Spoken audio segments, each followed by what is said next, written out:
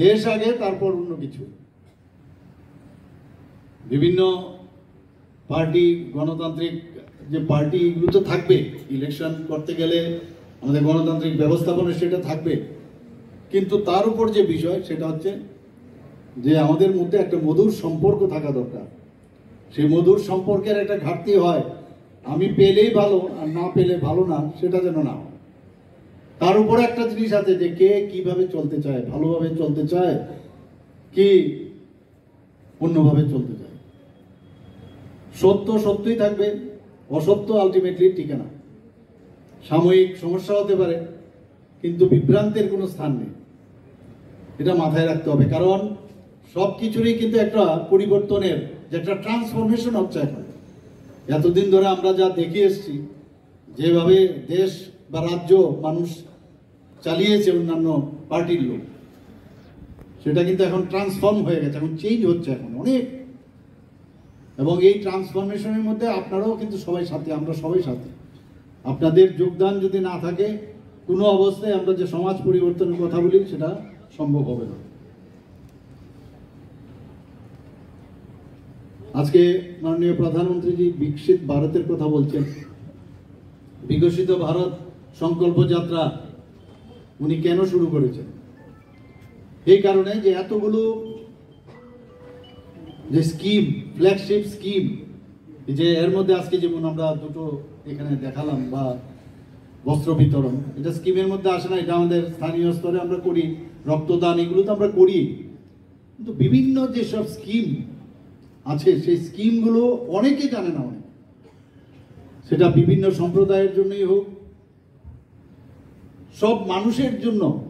প্রধানমন্ত্রীজি বলছেন আমাদের এখানে 4টে জাতি জাতপাত নিয়ে কিন্তু এতদিন ধরে রাজনীতি হয়েছে সমস্ত বিভিন্ন প্রদেশে, কিন্তু এবার আমরা 3টা রাজ্যতে দেখলাম যে রেজাল্ট, মাননীয় প্রধানমন্ত্রীজির নেতৃত্বে যে রেজাল্ট হলো, সেই রেজাল্টে বোঝা গেল যে জাতপাতের কোনো স্থান নেই। জাতপাত একটাই হচ্ছে, গরিবের একটা জাত, মহিলাদের একটা জাত, যুবকদের একটা জাত, কৃষকদের একটা জাত। 4 জাত প্রধানমন্ত্রীজি বলছেন। 4টা জাতের যদি উন্নতি হয় তাহলে দেশ উন্নতি হবে। আমরা কিন্তু ওই এমুক এই জাত, এমুক জাত, এগুলোর থেকে উঠে গিয়ে আপনারা দেখুন কোন জায়গায় গেছে। মহিলাদের উন্নয়নের কথা উনি বারবার বলছেন, মহিলাদের সশক্তিকরণের কথা বলছেন। আজকে সেই কথাটাও এখানে যেভাবে বীরাঙ্গনাদের নিয়ে উনি বলছেন, কথা বলছেন, উদাহরণস্বরূপ যে কিভাবে সমাজকে ঠিক রাখার জন্য ওনারা কাজ করেছেন। আমরা এর সাথে সবাই এখানে যারা আছেন সবাই এর মধ্যে যোগদান করা উচিত, এতে করে নিজেও জানবেন, নিজেও এর মধ্যে কন্ট্রিবিউশন করবেন, আপনি কি করছেন, কোথায় যাচ্ছেন, কি সব কাজ করছেন, প্লাস অন্যদেরও নমো অ্যাপে অন্যান্য বিভিন্ন জায়গায় বিভিন্ন ইনোভেটিভ বিষয় যে কাজকর্মগুলো করছে সেগুলো আপনারা জানতে পারবেন। স্টার্ট আপের কথা বলছে, আমরা জানি যে স্টার্ট আপ ইন্ডিয়ান ওনার একটা বিশেষ প্রকল্প ইয়াং জেনারেশনের জন্য, তো সেই বিষয়ে উনি কথা বলছেন। আজকে মিলেট সম্পর্কে কিন্তু আমরা কোনো এক সময় মিলেট আমরা খেতাম, মোটা দানার যে খাদ্য, সেগুলো কিন্তু আমরা ভুলে গেছিলাম। এখন ইন্টারন্যাশনাল মিলেট ইয়ার করে উনি শুরু করছেন, এবং মিলেট খেলে যে ডায়াবেটিস ইত্যাদি সমস্ত রোগ এখন আমাদের হয় থেকে বাঁচা যায়।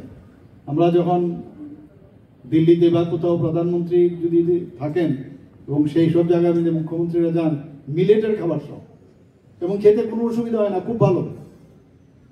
তা আমাদের এখানে কিন্তু খুব সহজভাবে যেসব খাবার, ফাস্ট ফুড বা যে চালগুলো আসে সেইগুলো এখনো সিদ্ধ চাল কিন্তু অনেকেই, আমি জানি না অনেকে খান কিনা, আতপ চালই খান। তো এইসব থেকে বাঁচার জন্য বলছেন যে মিলেট আমাদের খাওয়া উচিত। স্বাস্থ্য আমাদের মেইন, তারপরে অন্য কিছু।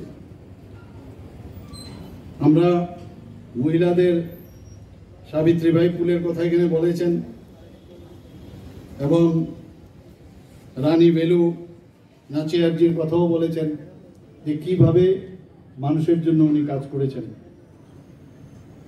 আমরা অদ্ভুত একটা বিষয় প্রধানমন্ত্রীজি যখন বলেন, যেমন আজকে আপনাদের সামনে আমি কথা বলছি, এখানে যদি অন্য ভাষার কোনো লোক যারা বুঝতে পারে না সেটা যদি ট্রান্সলেট হয়ে যায় তাহলে তো কথা বলার কোনো অসুবিধাই নেই। আর কোন জায়গায়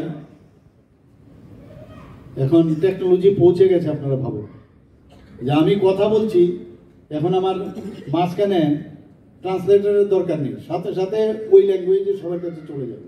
এই যে বিষয়, আগে কিন্তু গতানুগতিক ইলেকশনে জিতলে বলে বাস ইলেকশন লড়তে হবে, আর যে উদ্দেশ্যে আসা সেই উদ্দেশ্য সাধন হলে সব এ হবে না।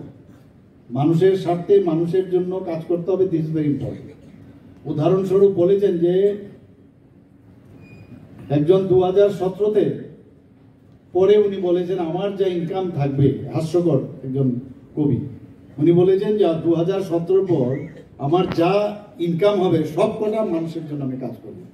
বিভিন্ন মানে হসপিটাল থেকে আরম্ভ করে, লাইব্রেরি থেকে আরম্ভ করে, বিভিন্ন মানে এডুকেশন থেকে আরম্ভ সব বিষয়ে উনি দান করেছেন। আমরা এর থেকে ইন্সপায়ার হওয়ার জন্য মাননীয় প্রধানমন্ত্রী যে আজকে এই এপিসোডে দেখেছেন।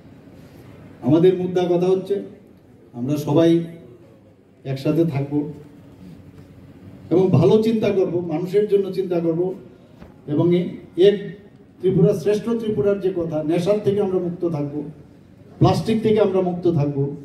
যখন যেটা বলা হয় সেটা যেন সবাই মিলে, যদি আমরা শব্দ দূষণ থেকে আমরা মুক্ত থাকব, তো সেই বিষয়ে আমি এর মধ্যে আমরা কথা বলেছি, মিটিং হয়েছে, শব্দ দূষণকে কিভাবে নিয়ন্ত্রণ রাখা যায়। এটা অ্যাকচুয়ালি প্র্যাকটিসের উপর ডিপেন্ড করে।